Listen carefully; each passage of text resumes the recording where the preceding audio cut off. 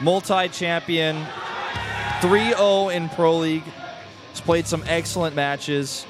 Solid defenses, solid timings. He's 16-11 in Pro League. That's an insane score as well. Much skill there being shown, and a much higher than 50% win ratio. Yep. Much skill. Very plans, strategy. Such points, wow. Of course, 3-0 in this season of Pro League 2014, but no games against Terran just yet. And what better a Terran to play against but this guy, Flash, King of StarCraft. Look at that win ratio right now, and tell me if your jaw doesn't drop. He has won more than twice as many times as he's lost, with 373 Pro League games total played. That is insane. That is like the most consistent Pro League player of all time. The best Brood War player, the most consistent Brood War player of all time. And that's why this guy's out first. He needs to get this first win for KT Rolster. If he can possibly get that momentum, who knows? Myungshik takes a game off of Su. You know, PVZ, who knows what happens? TY versus Sulky could be really close. Could go any way from there. I think it's really up to Flash to win this first one, though. Whoever wins this match definitely takes the momentum swing towards them. That pendulum that's always going between these two teams, because even though it's a set of 1v1s, it's not the all-kill format that we've seen in the GSTL. This is a format where if your team is down and you know things are more up to you, you can get stressed out, you can actually get affected by this. And I think no matter what, if your team is winning, and you definitely get this edge of momentum on your side, even though it is, you know, each match is separate from every other match. Yeah, definitely. It's a huge team effort, and every player on the team who's playing definitely feels the effects of the player before him and the record that they're going into. Yep. The map is Star Station, by the way, our new version. We're going to go ahead and start right now. Parting versus Flash. Doesn't get much better than this.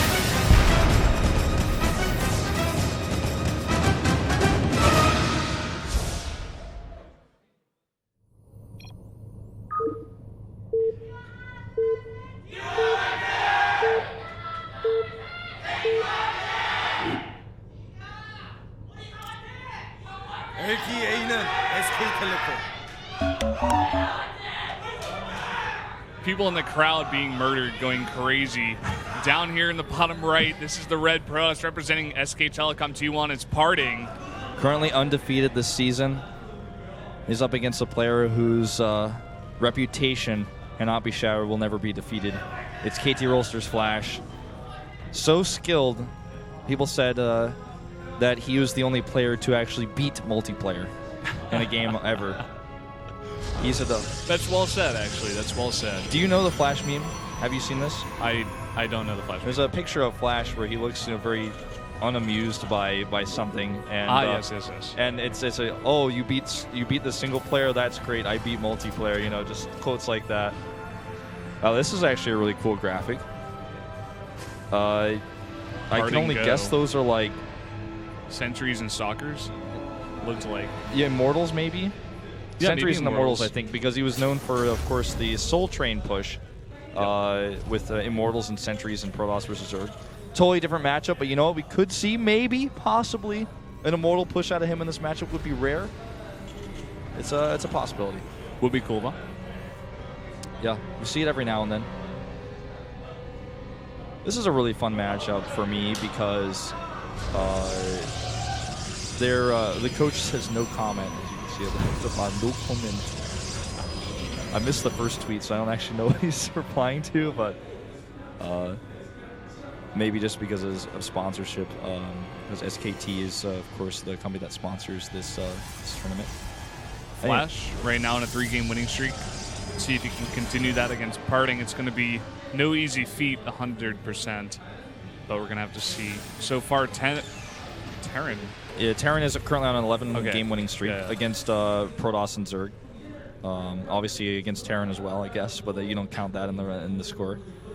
So what I was going to say before that funny little tweet came up was that this matchup is so interesting to me to watch because the the way that the fans are feeling right now is kind of swinging back and forth. From 1 week to the next, some people say Pross is too strong, and then Pross loses all their matches to Terran, and it just from 1 week to the next, and everyone's always talking about that. And of course, with such a small sample size, you can't really conclude that one race is stronger than the other. That would be ridiculous to say. I mean, we have a tiny sample size for that, but it's really interesting to see kind of how the matches swing and what people think about it, because that's the kind of hype. That even though a lot of the time it's angry balance whiners on the internet, but that kind of hype actually really leads this type of matchup to be so exciting, because so many people are talking about it, and whether they're angry or not, they're talking, and it builds a hype, and I love that. And what better to have that hype going into such a good PPT here, Parting versus Flash. Both of these players, huge names for either race. And so far we're seeing Flash going for that double Reaper opening. It's going to give him a ton of scouting information. Could even pick off a probe or two. Yeah, this is a really safe build by him. Yeah. It's not really aggressive. It's going to allow him to maybe pick off the Zealot with good micro, especially because the Zealot's swinging around the left side. Bad luck. And he will be able to pick this off. The Mothership Core wants to come and help out, but he's going to lose the Zealot. And yeah, good micro so far. Oh, he saves it here. Flash a little bit timid. Yeah, Flash playing very safe so far, like you said before. Very safe opening, putting down that bunker as well, getting an engineering bay. Even damaging the Zealot really means that this little poke, is not going to get anything done. Yeah. He's going to be able to get into the main base, get some scouting information. And this Stalker is so critical. It's coming out right now for Parting, and because without that, the Mothership Core, of course, is not at home. And he'll have 2 Stalkers now. Nice scout here on the Stargate. A really cool location by Parting. Still doesn't end up mattering. He has to micro his Mothership Core right now. He might even drop a Time Warp here. Gonna actually slow down the mining by 25%. Yeah, nice Time Warp there. I think he did get one of those SCVs as well. Yeah, he definitely got something. He's got 1 kill. He got 1 kill. So, decent job so far. It's some good information about what's coming his way. Seeing the engineering bay, knowing the fast +1 aggression is going to definitely be hitting him pretty soon. And if he was considering doing a big timing himself, he knows that Flash is going to have a quick +1. It's going to be something that he's up against. Yeah. Flash putting that Reaper all the way on the right side. Probably going to want to come up here into the main base, get whatever information he can. Sees the Stalker, decides to go back. Yep. Turret going up right now. See how many turrets he makes. Okay, starts the second one. So oftentimes a player will skip the turret that covers the production, and we'll get a shot pretty soon of whether or not he does, because if you don't skip that turret, then you just have, basically there's no way for the Oracle to do any damage. And he's actually just got one on the mineral line there. No turret on the barracks, so the barracks are very close to this turret, so it's hard to find an opening. The Oracle able to get 1 kill so far. Gonna have to back off. That missile turret in good position. Yeah.